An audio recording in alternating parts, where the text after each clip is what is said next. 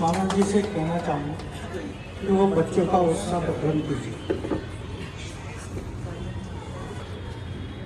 Spiders take services के सभी युवा साथी जिन्होंने ये वेंचर शुरू किया,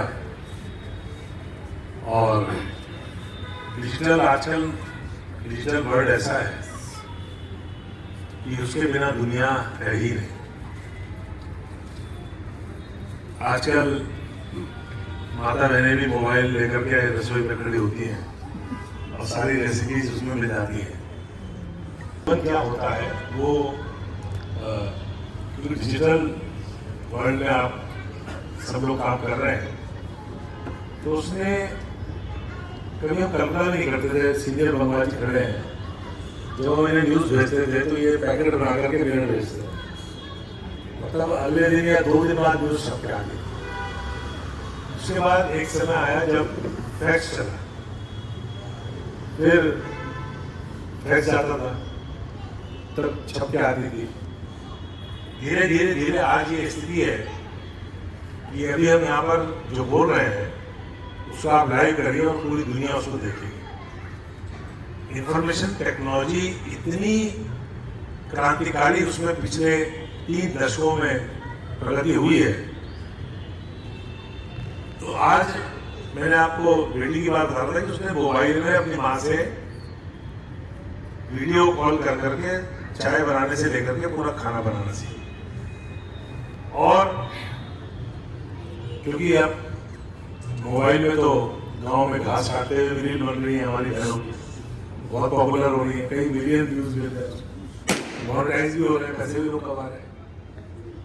और एआई, अभी डॉक्टर सुनील अग्रवाल जी बात कर रहे थे, आर्टिफिशियल इंटेलिजेंस, लेकिन इन सब चीजों का को इजाद करने वाला कौन है? कौन कर रहा है इसको? हम कर रहे हैं, हमारा दिमाग कर रहा है। इसका मतलब सबसे आगे हमारा दिमाग है। आर्टिफिशियल इंटेलिजेंस भी कौन बना रहा है? हम भी तो बना रहे हैं, उसको हमने तो इजाद किया। उससे हमारे दिमाग से बड़ा कुछ नहीं। और हम अपनी क्षमताओं को पहचाने। मुझे बहुत खुशी हुई जब भानु भाई ने कहा कि आपको इस कार्यक्रम में आना है, और हमारे युवा साथी इस काम को कर रहे हैं। ये जो युग है इंफॉर्मेशन टेक्नोलॉजी का, अग्रवाल साहब कह रहे थे 500 साल में ये टेक्नोलॉजी, तो आप कल्पना करो ना कि महाभारत जब हो रही थी तो संजय से धृतराष्ट्र ने सबसे पहला जो गीता का श्लोक है वो क्या है? धर्म क्षेत्रे कुरुक्षेत्रे समवेता युत्सवा। संजय से धृतराष्ट्र पूछ रहे हैं कि धर्म क्षेत्र कुरुक्षेत्र में क्या हो रहा है, और संजय को लाइव टेलीकास्ट कर रहे हैं। उस जमाने में था डिजिटल वर्ल्ड, उस जमाने में भी था। तो ये हमेशा रहा है। जो आप नौजवान 10 लोग काम कर रहे हो, आज आप एम्प्लॉयमेंट देने का काम कर रहे हो, पूरे दुनिया में आज 60% ऑफ द सॉफ्टवेयर बाजार, वो मार्केट, वो हिंदुस्तान के लड़कों के पास है, इंडिया के लड़कों के पास है। इतना बड़ा ये पूरा सेक्टर है इंफॉर्मेशन टेक्नोलॉजी के। बिना आप हम मोबाइल छूट जाता है घर में, ऐसा लगता है कि हमारा क्या छूट गया, हम बिना कपड़े पहने आ गए क्या, ऐसा लगता है। तो ये कौन, किसकी देन है? आज आप जो ये काम कर रहे हो, मुझे खुशी है। और सब कुछ डिजिटलाइज हो गया, सब कुछ चीज छूटी नहीं जो डिजिटल ना हो। तो इसलिए इसका स्काई इज द लिमिट, इसका कोई लिमिट नहीं है। सवाल यह है कि आप सर्विसेज कैसी दे रहे हो। और स्पाइडर क्या होता है? मकड़ी। और मकड़ी का सबसे बड़ा गुण क्या है? नेटवर्किंग। सबसे बड़ा गुण क्या है? कभी अपना हार मानना। कितनी बार गिरती है वो, कितनी बार उसका जाल टूटता है, लेकिन फिर उठती है, फिर चढ़ती है। तो इसलिए स्पाइडर्स आपने नाम दिया हुआ, तो आपका भविष्य उसी की तरह होना चाहिए। बहुत मेहनत करना है, और इस नेटवर्किंग और डिजिटल युग में आप लोग खूब तरक्की करें। हमारा कोई भी किसी प्रकार से, हम तो पॉलिटिकल लोग हैं, हमें तो सबसे ज्यादा चाहिए। लेकिन इसमें डिजिटल वर्ल्ड में एक सबसे बड़ी खराब बात क्या है कि हम एक पोस्ट डालते हैं, उस पोस्ट को डाल के भूल जाना चाहिए। जब हम उसमें घुसते हैं ना अंदर और 4 गालियां देखते हैं, पूरे दिन डिप्रेस रहते हैं, अरे यार से गाली दे दी, और हम उसको जानते भी नहीं जिसे गाली दी, because it is a virtual world, it is not a real world.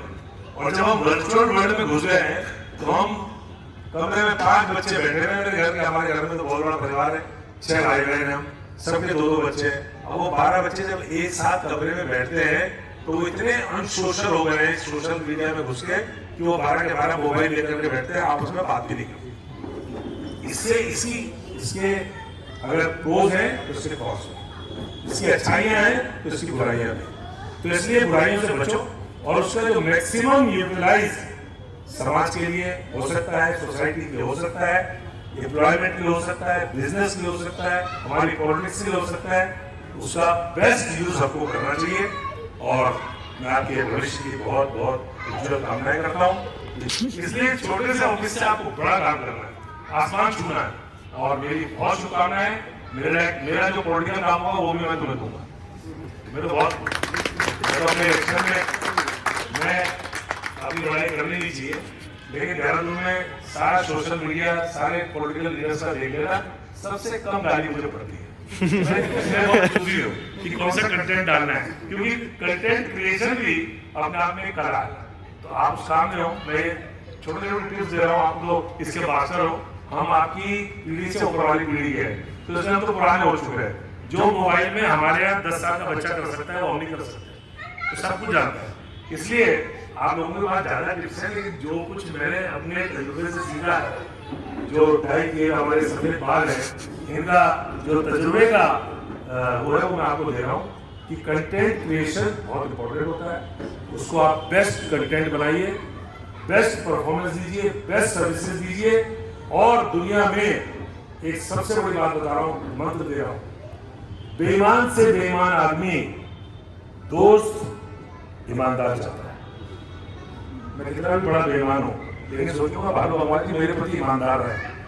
बढ़िया से मेहनत का कोई विकल्प नहीं, मेहनत का कोई विकल्प नहीं। इसलिए मेहनती बनो, ईमानदारी से मेहनत करो, और ईमानदारी से जो मेहनत करता है वो कभी भी जीवन में मार नहीं खाता।